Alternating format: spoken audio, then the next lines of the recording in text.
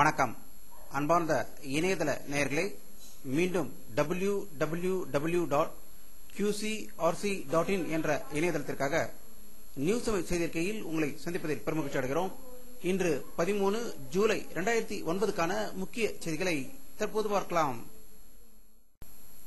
கர்நாடக மாநிலத்தில் கபினி அணையின் நீர்மட்டம் முழு அளவை அடைந்துவிட்டு உபரி நீர் திறந்து விடப்பட்டுள்ளதாகவும் அது தமிழகத்தில் உள்ள ஒகேனக்கல் வழியாக மேட்டூர் வந்து கொண்டிருப்பதாக மேட்டூரிலிருந்து தகவல்கள் வெளிவந்து கொண்டிருக்கிறது.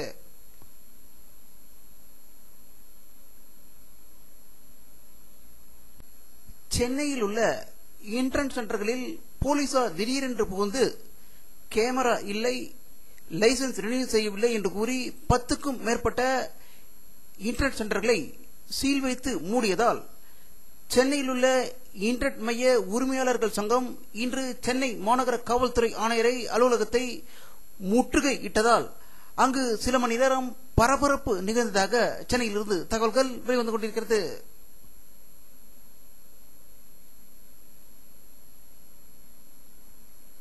அஸ்ஸாம் மாநிலத்தில் நடந்த பயங்கர வெடிகுண்டு தாக்குதலில் கன்னிவெடியில் மாட்டி சிக்கிய ராணுவ ஆம்புலன்ஸ் சிக்கி நொறுங்கியது என்றும் இதில் ராணுவ அதிகாரிகள் 2 பலியானதாகவும் 5க்கும் மேற்பட்டோர் படுகாயமடைந்ததாக கவுஹாத்தியிலிருந்து செய்திகள் வெளிவந்து கொண்டிருக்கிறது.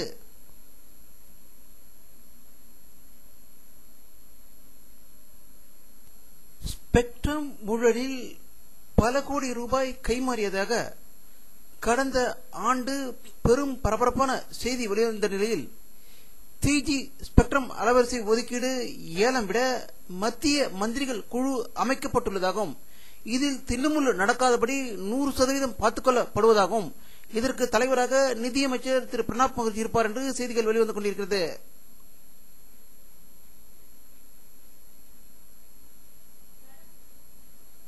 மெட்ரோ ரயில் விபத்தில் டெல்லியில் 6 பேர் உயிரிழந்த நிலையில் அதே இடத்தில் மீண்டும் கிரெயின் ஒன்று தலைக்குப்புற விழுந்ததில் 4 பேர் படுகாயமடைந்ததாக டெல்லியில் இருந்து தகவல்கள் வெளிவந்து கொண்டிருக்கிறது.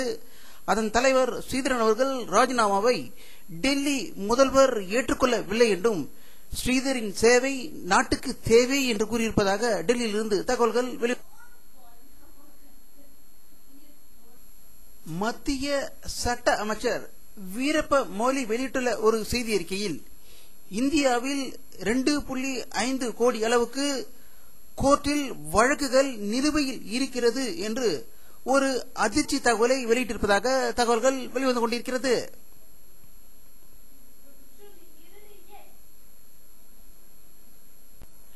ரஷ்ய நாட்டில் பல்வேறு இடங்களில் நடந்த இஸ்லாமிய தீவிரவாதிகளுக்கும் போலீசாருக்கும் இடையே நடந்த மோதலில் 12 பேர் உயிர் இழந்ததாகவும் இதில் போலீஸ்காரர்களும் அடங்குவர் என்று மாஸ்கோவில் இருந்து செய்திகள் வெளிவந்து கொண்டிருக்கிறது.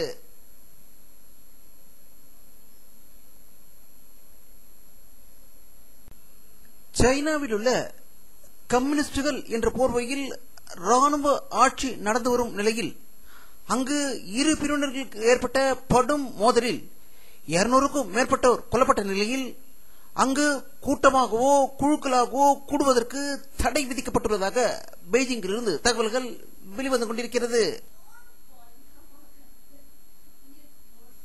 துருக்கி நாட்டில் நடந்த மாபெரும் ஆர்ப்பாட்டத்தில் சைனா நாட்டில் உள்ள இஸ்லாமியர்களுக்கு தனி நாடு வழங்கப்பட வேண்டும் என்றும் அவர்களை பாதுகாக்கப்பட வேண்டும் என்றும் வலியுறுத்தி போராட்டம் நடைபெற்றதாக துருக்கியிலிருந்து செய்திகள் வெளிவந்து கொண்டிருக்கிறது.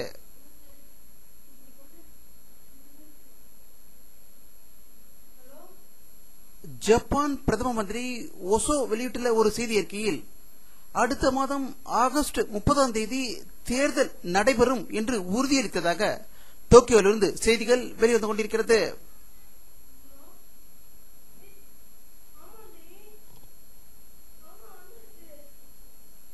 சோமாலிய நாட்டில் அரசு படைக்கும் தீவிரவாதிகளுக்கும் இடையில் நடைபெற்ற பயங்கர சண்டையில் 12க்கும் மேற்பட்டோர் கொல்லப்பட்டதாகவும் சோமாலிய பிரச்சனையை தீர்ப்பதற்கு ஆப்பிரிக்க யூனியன் நாடுகள் ஒன்றுபட வேண்டும் என்றும் ஆப்பிரிக்காவில் இருந்து செய்திகள் வெளிவந்து கொண்டிருக்கிறது.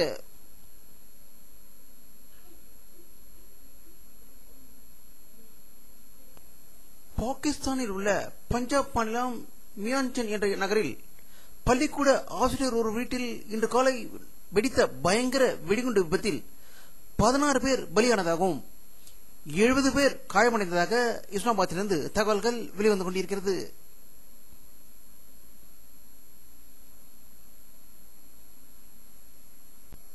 நாசா விஞ்ஞானிகள் எண்டபர் விண்கலத்தை விண்ணில் ஏவ முடியாமல் 5வது நாளாக தவித்து வருவதாகவும் அங்கு வானிலை சரியில்லாத காரணத்தால் இவற்றை தவிர்த்து விட்டதாக புளோரிடாவிலிருந்து செய்திகள் வெளிவந்து கொண்டிருக்கிறது.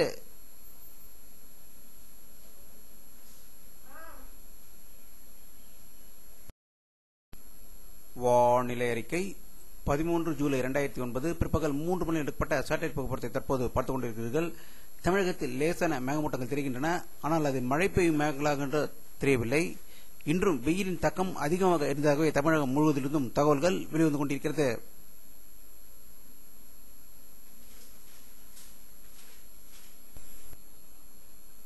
இத்துடன் இந்த செய்தி அறிக்கை நிறைவடைகிறது. மீண்டும் நியூஸ் தமிழ் செய்தி அறிக்கையில் உங்களை சந்திக்கும் வரை உங்களிடமிருந்து விடைபெறுவது உங்கள் கே பாலாஜி. நன்றி.